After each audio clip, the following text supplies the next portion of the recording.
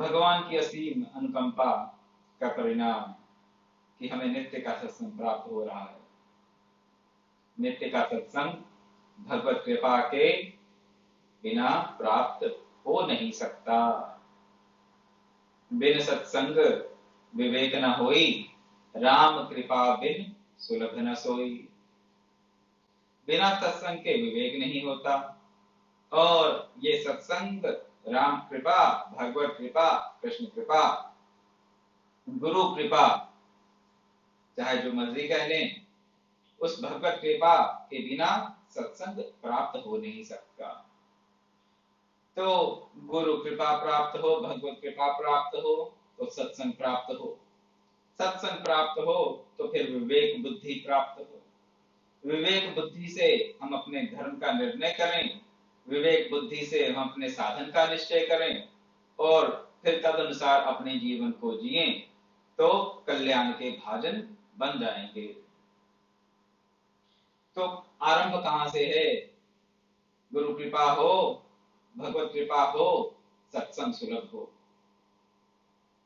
और नित्य के सत्संग को हम एक ऐसा अवलंब माने जो हम भवसागर में जो गोते खा रहे हैं, भवसागर में गोते जो खा रहे हैं, उसमें एक यही अवलंब है, और कोई अवलंब है नहीं, क्योंकि बाकी सारे अवलंब तो माया के हैं।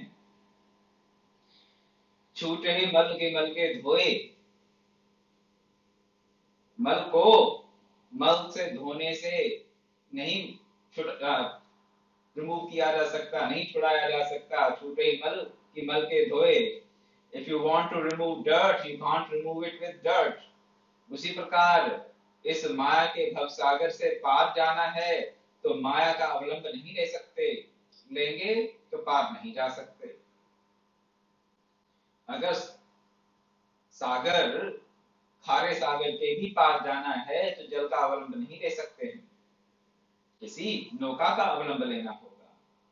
तो जैसे जल के बने हुए सागर को पार जाने के लिए किसी काष्ठ की लकड़ी की नौका अनिवार्य है, जल के सागर को, खारे जल के सागर को खारे जल के अवलंब मात्र से हम पार नहीं कर सकते। उसी प्रकार इस माया के भवसागर को हम माया के अवलंब से, माया के सहारे पार नहीं कर सकते। इस प्रकार तुलसीदास जी ने कहा, जैसे मल को धोने के लिए मल का अगर हम प्रयोग करें तो उससे मल छूटेगा नहीं और गंदगी फैलेगी। तो हम जो इस भव सागर में माया के अपार बंधन में बंधे हो कीर मरकट की नाई, हम बंधे जाते हैं। किस प्रकार बंधे जाते हैं? जैसे एक मदारी एक बंदर को बांध लेता है, जैसे एक कोई पक्षी पकड़ने वाला किसी तोते को पकड़ लेता है। बंधे हो कीर मरकट की नाई, कौन बांध रहा है हमें? भगवान बांध रहे हैं, हमारे इर्द गिर्द के लोग बांध रहे हैं, पड़ोसी बांध रहे हैं, कोई नहीं बांध रहा। बंध तो हम खुद ही रहे हैं, लेकिन इस बंधन में कारण है माया। और इस माया के सागर में जो हम गोते खा रहे हैं, इससे बचने के लिए किसका अवलंब लें? सत्संग का।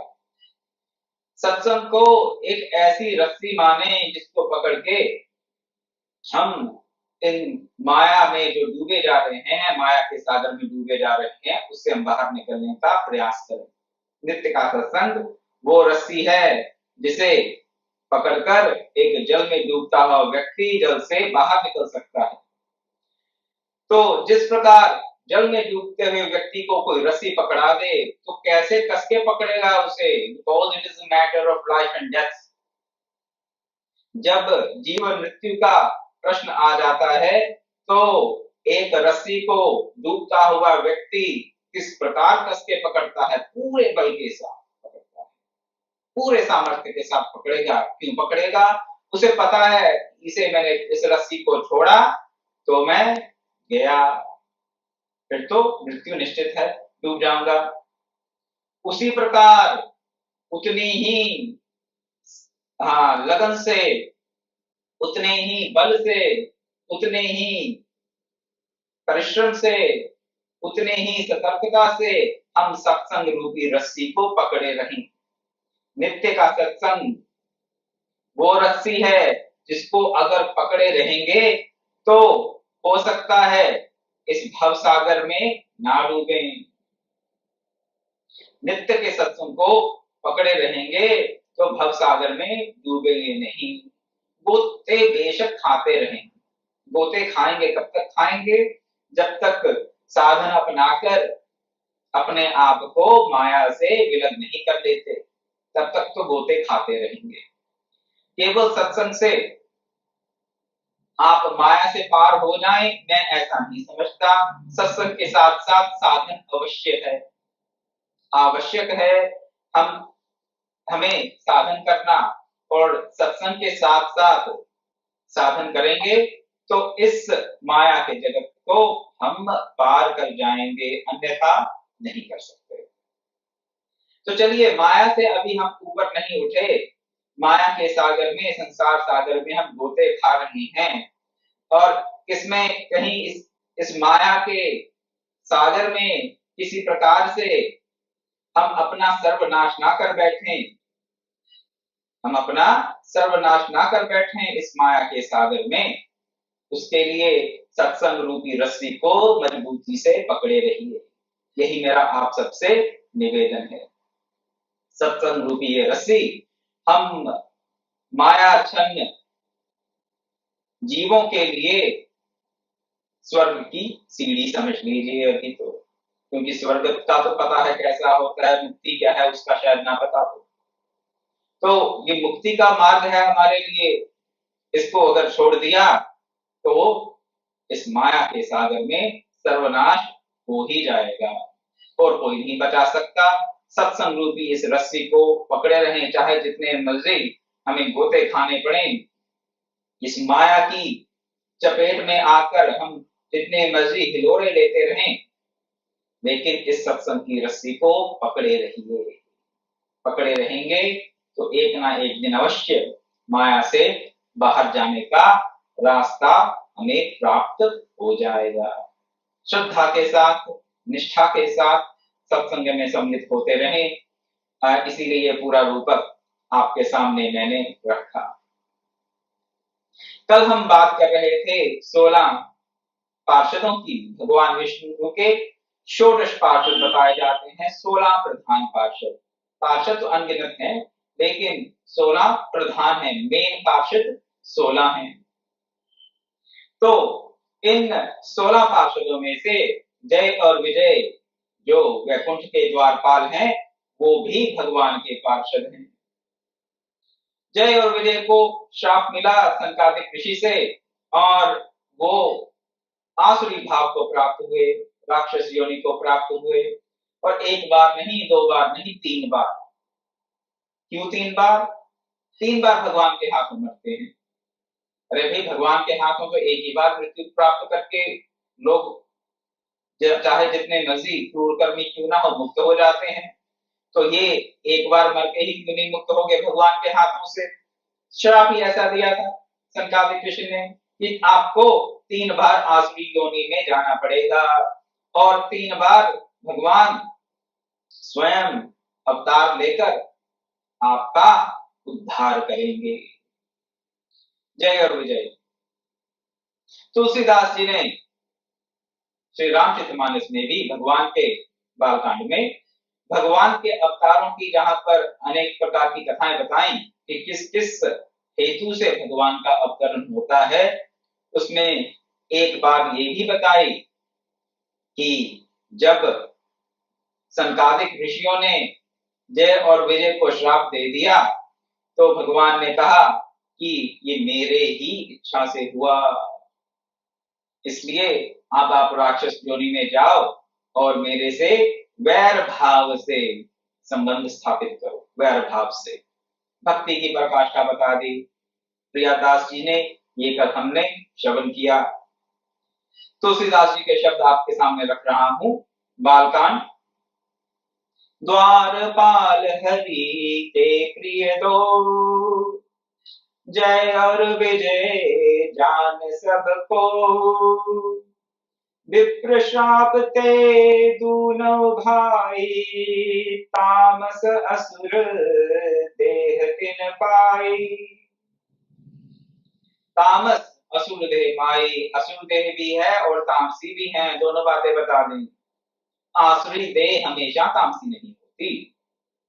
प्रहलाद जी भी तो असुर कुल में जन्म लिए थे, बलि महाराज भी असुर कुल में जन्म लिए थे। अवश्य नहीं कि आसुरी कुल में जन्म लेने से, आसुर तन होने से तामसिक हो व्यक्ति। क्या बता रहे हैं तुलसीदास जी कि किसी के कुल को देखकर ये निश्चय कर लेना, किसी के जन्म को देखकर ये निश्चय कर लेना कि ये व्यक्ति सात्विक, राजसिक अथवा तामसिक है, दैवी प्रवृत्ति का है या आसुरी प्रवृत्ति का है। हम केवल कुल को, देह को देखकर इस बात का निश्चय नहीं कर सकते। मांसाहारी गीधराज जटायु, मांसाहारी, नॉन वेजिटेरियन, परम मुक्ति को प्राप्त किया, भगवान के समक्ष अपने प्राण त्यागे और भगवान के निमित्त ही अपना शरीर त्यागा, परम गति को प्राप्त किया गीधराज जटायु ने। क्या उनकी बड़ी सात्विक देह थी? नहीं, फिर भी प्रभु को प्राप्त किया, प्रभु के साक्षात दर्शन किए, प्रभु की सेवा की, प्रभु की सेवा में अपने प्राण न्यौछावर करके प्रभु के समक्ष ही अपने शरीर का परित्याग करके परम पद को प्राप्त कर लिया।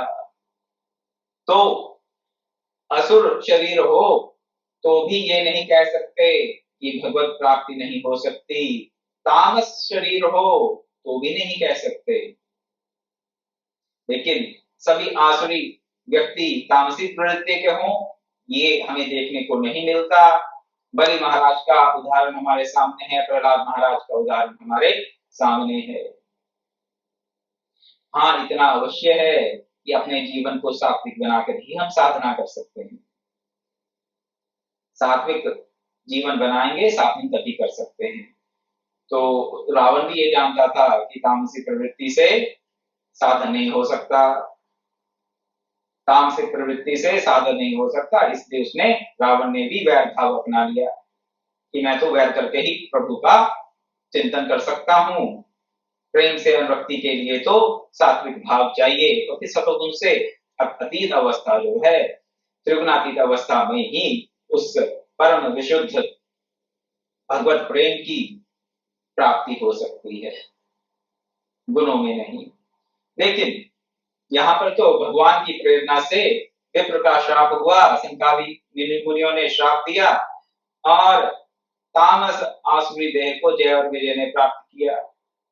तो पहला देह कौन सा प्राप्त हुआ? 3 बार जन्म होते हैं उनके। तो जय और विजय का जो पहला जन्म है वो है हिरण्यकशिपु और हिरण्याक्ष का। कनकशिपु और हाटक लोचन, जगत विदित सुरपति मदमोचन, परम ऐश्वर्यवान, परम बलशाली, सब देवताओं को हरा देने वाले, सबको परास्त करने वाले, ऐसे हुए हिरण्याक्ष और हिरण्यकशिपु, जय और विजय का पहला अवतार। तो आप जानते हैं, हमने द्वादश प्रधान भक्तों में भी और भगवान के 24 अवतारों की कथा में भी श्रवण किया किस प्रकार भगवान वामन रूप बनाते हैं, वामन से पहले वराह रूप में आते हैं, फिर वराह रूप के पश्चात नरसिंह रूप में आते हैं। तो ये हिरण्याक्ष और हिरण्यकशिपु का ये उद्धार करते हैं वराह और नरसिंह अवतार में।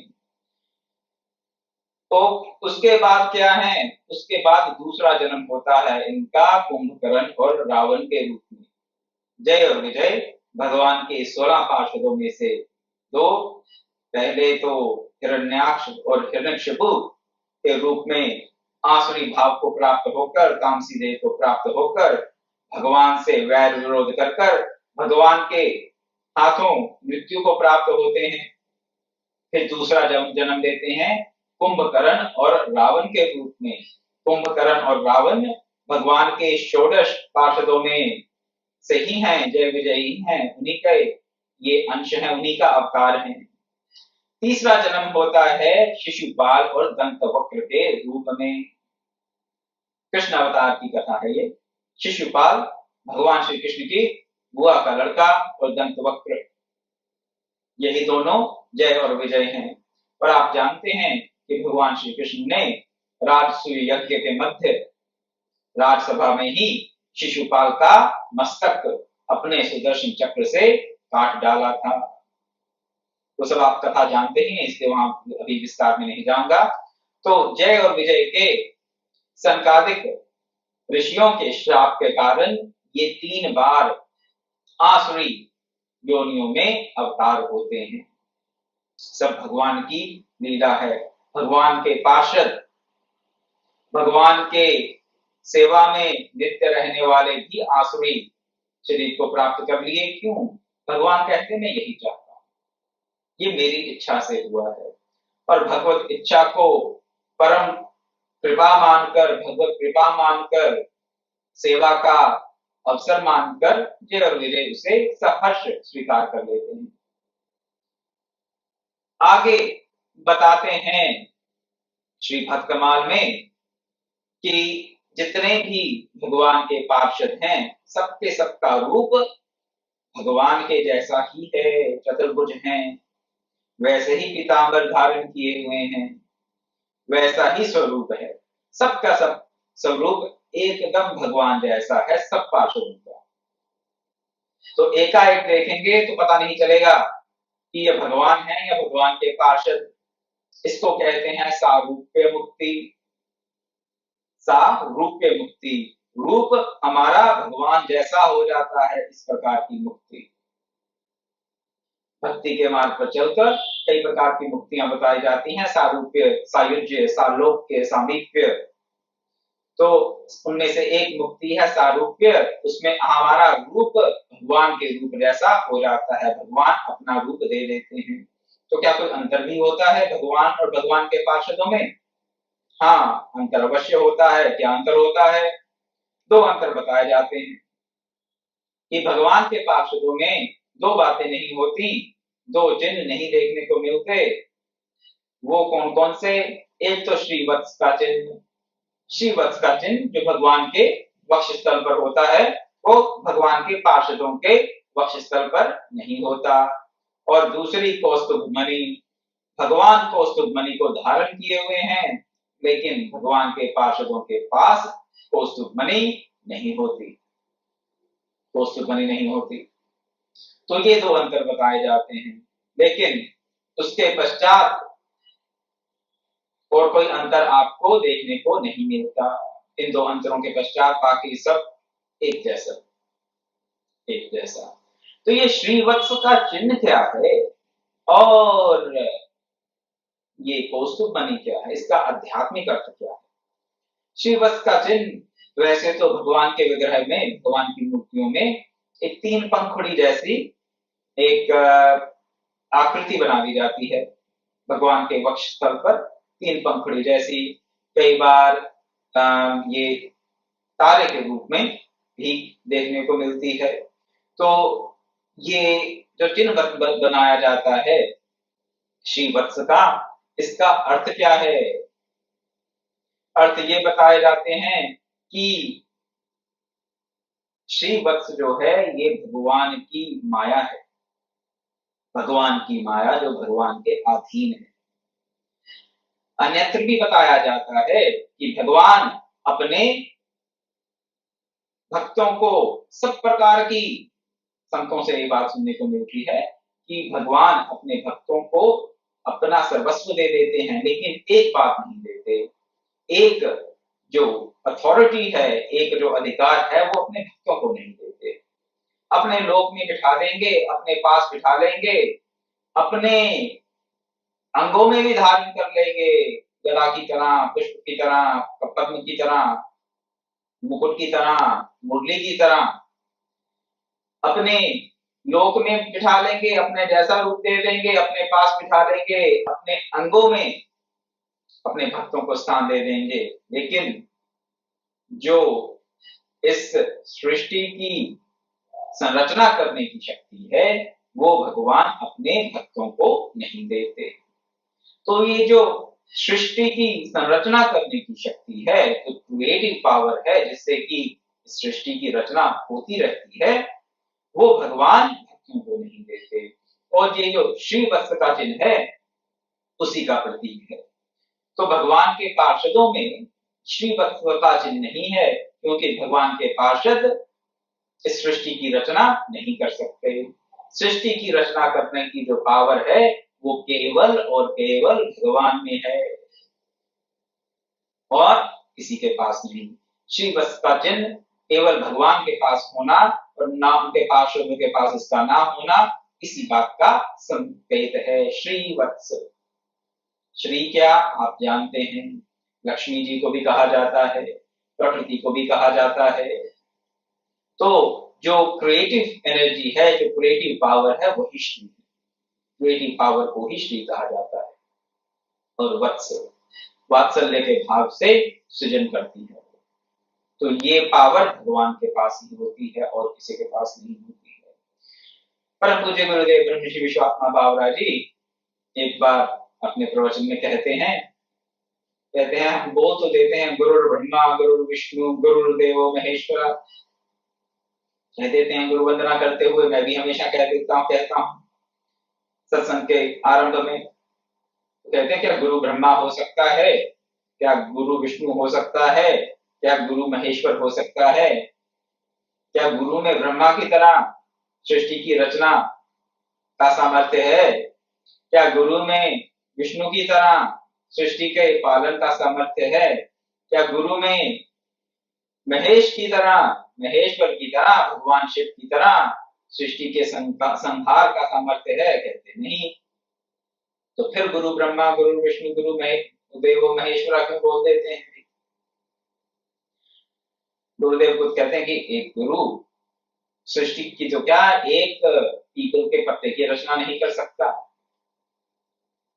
कोई भी गुरु, श्रोत्रिय ब्रह्मनिष्ठ गुरु, गुरु पद पर आसीन कोई भी संत एक पत्ते की रचना नहीं कर सकता। हाँ, मैं उनकी बात नहीं करता जो हाँ घड़ियां और अंगूठियां और ना जाने क्या क्या प्रकट कर देते हैं। वो अलग प्रकार की विद्या रहती है, वो क्रिएटिव पावर नहीं है। वो इधर का माल उधर करने की तो विद्या है, सिद्धियां हैं, उसकी मैं बात नहीं कर रहा, उनकी चर्चा भी नहीं करूंगा। उसमें वो कुछ क्रिएट नहीं करते हैं, इतना बात आपको अवश्य बता दूं। कुछ क्रिएट नहीं करते हैं, कुछ कहीं से उठाया और कहीं उसको प्रकट कर दिया, कहीं से उसका लोप किया और कहीं पे उसको प्रस्तुत कर दिया, इतना सा उसमें वो रहता है। लेकिन किसी भी गुरु में एक पत्ते को भी बनाने का सामर्थ्य नहीं है। तो फिर क्यों कहते हैं गुरु ब्रह्मा गुरु विष्णु गुरुदेव महेश्वरा, जब भगवान के पास ही क्रिएटिव पावर है, जब भगवान ही और भगवान की अंश अभिव्यक्तियां ही ब्रह्मा विष्णु महेश ही ये काम कर सकते हैं, तो गुरु के लिए गुरु को ब्रह्मा विष्णु और महेश क्यों कहा गया?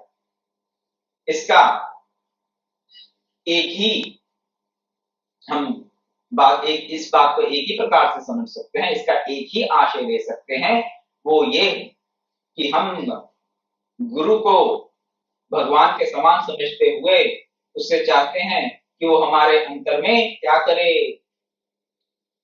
ब्रह्मा की तरह हमारे अंतर्गम में सृजनात्मक शक्ति को भर दे, विष्णु की तरह हमारे अंतर में क्या करे, हमारे अंतर में अपने आप को सस्टेनिंग पावर जो है, पालन करने की जो शक्ति है उसको भर दे, थोड़ा सामर्थ्य दे दे।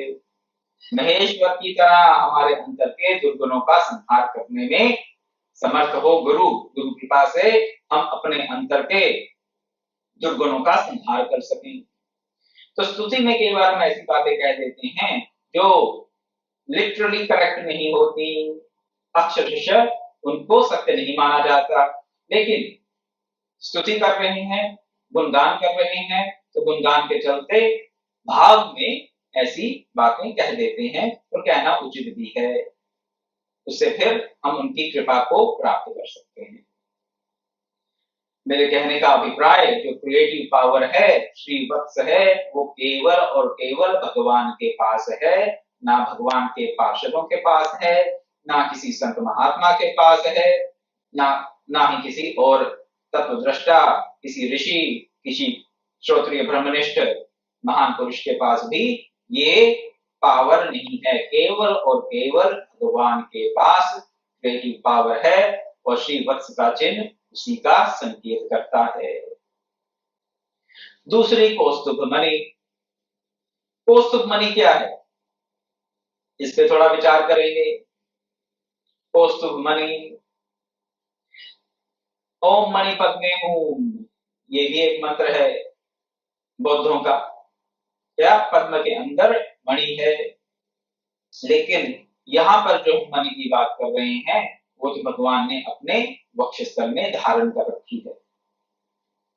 आप ये तो जानते ही हैं कि हमारे शरीर के भीतर भांति भांति की ग्रंथियां हैं, ग्लैंड्स हैं, एंडोक्राइन ग्लैंड्स जिसे कहते हैं बायोलॉजिकल लैंग्वेज में, बायोलॉजी की भाषा में, जीव विज्ञान की भाषा में, जिनको एंडोक्राइन ग्लैंड्स कहा जाता है। भांति भांति की जो ग्रंथियां हैं वो कई प्रकार के रसों का स्राव करती हैं, कई प्रकार के हार्मोन्स बनाती हैं, उससे हमारे शरीर का संचालन होता है।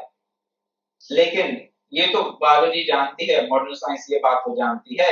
इसके साथ साथ हमारा सूक्ष्म शरीर भी है, और सूक्ष्म शरीर में भी कई प्रकार की गतिविधियां हो रही हैं।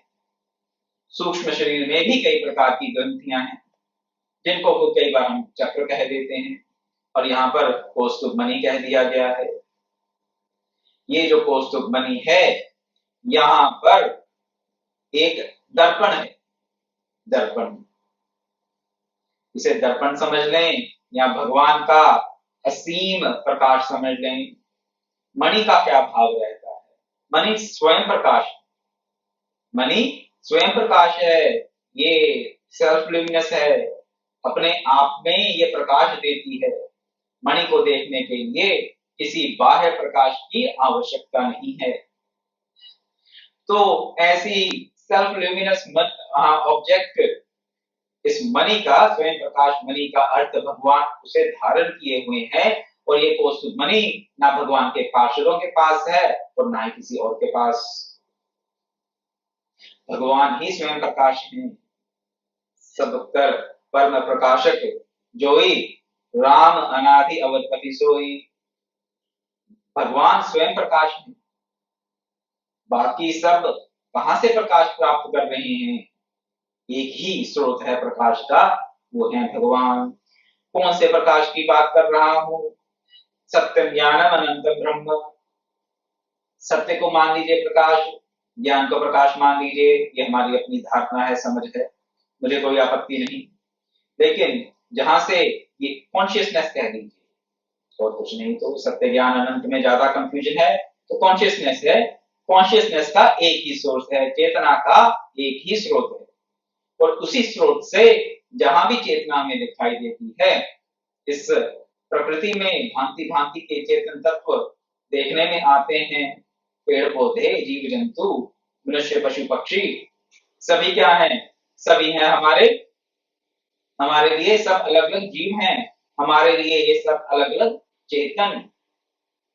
हम तो देखने में चाहिए लगता है अलग अलग चेतना है, मेरी चेतना अलग है और आपकी चेतना अलग है, लेकिन ये चेतना टुकड़ों में बटी हुई नहीं है, ये एक ही चेतन अलग अलग रूपों में भास रहा है, और वो जो चेतन है वो तो स्वयं भगवान ही है। भगवान स्वयं प्रकाश है, हमें जो प्रकाश आ रहा है वो भगवान से ही आ रहा है, लेकिन भगवान का प्रकाश तो सबको प्रकाशित करने वाला है, उसको कोई प्रकाशित नहीं कर सकता। सूर्य को कौन दिया दिखा सकता है, सूर्य को देखने के लिए किसी प्रकाश की आवश्यकता नहीं। हाँ, सूर्य से इतर जो और पदार्थ हैं उनको देखने के लिए प्रकाश की आवश्यकता होगी। तो भगवान सूर्य के समान स्वयं प्रकाश हैं, कौस्तुभ मणि उस आध्यात्मिक, उस दिव्य प्रकाश को इंगित करती है।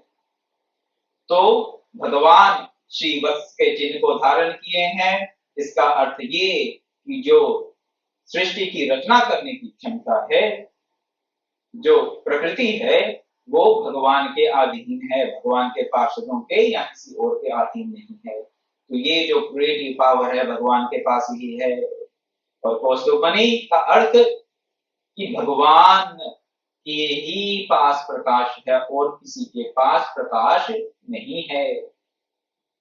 और जहां कहीं भी प्रकाश दिखाई देता है और जहां कहीं भी चेतना दिखाई देती है और जहां कहीं भी सत्य दिखाई देता है और जहां कहीं भी हमें ज्ञान दिखाई देता है, वो सब एक छाया मात्र है।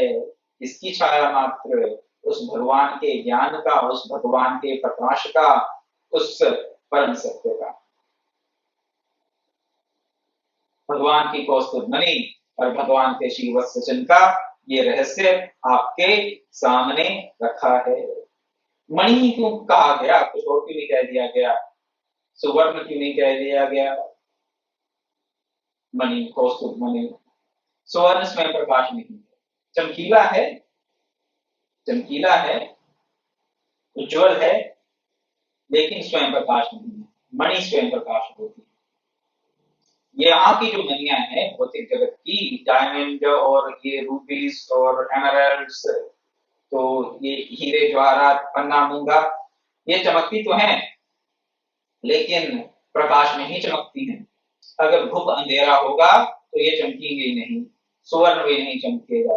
लेकिन कौस्तुभमणि वैसी मणि नहीं है। कौस्तुभमणि स्वयं प्रकाश दे रही है और एकदम से अमल है, अगुण है, शुद्ध है। तो सच्चिदानंद, सच्चिदानंद जो है उसमें किसी भी प्रकार का मल नहीं है, किसी भी प्रकार का सगुण भाव नहीं है, वहां पर किसी भी प्रकार का विकार नहीं है, एकदम विशुद्ध चैतन्य घन, उसका प्रतीक है ये कौस्तुभमणि। छांद योग उपनिषद में एक बात बताई गई कि श्रीवत्स श्री विश्वकर्मा का प्रतीक है। छांद योग उपनिषद में तो श्रीवत्स को श्री विश्वकर्मा बताने का यही अर्थ है कि श्रीवत्स जो है ये भगवान की सृजनात्मक शक्ति है। विश्वकर्मा को तो हम जानते हैं कि वो कौन है, देवता है विश्वकर्मा। और कैसे देवता हैं?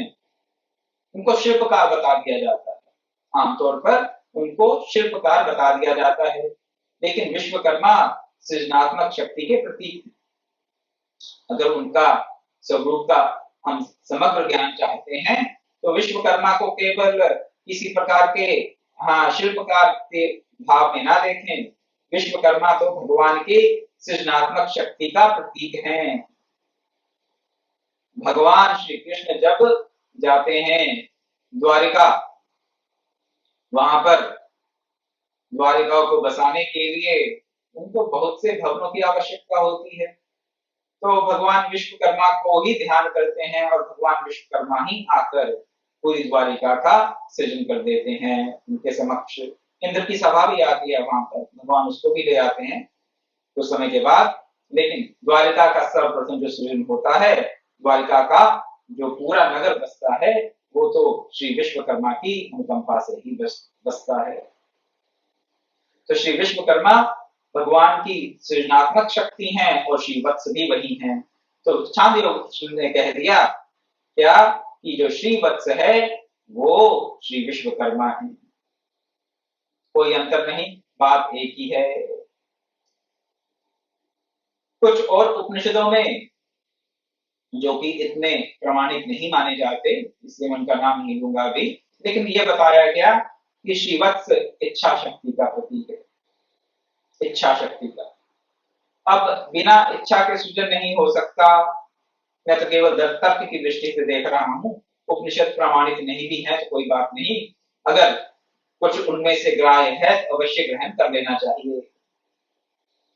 तो किसी एक उपनिषद में जिसको कि बहुत प्रमाणित नहीं माना जाता, उसमें यह बात आई है कि श्रीवत्स इच्छा शक्ति का प्रतीक है।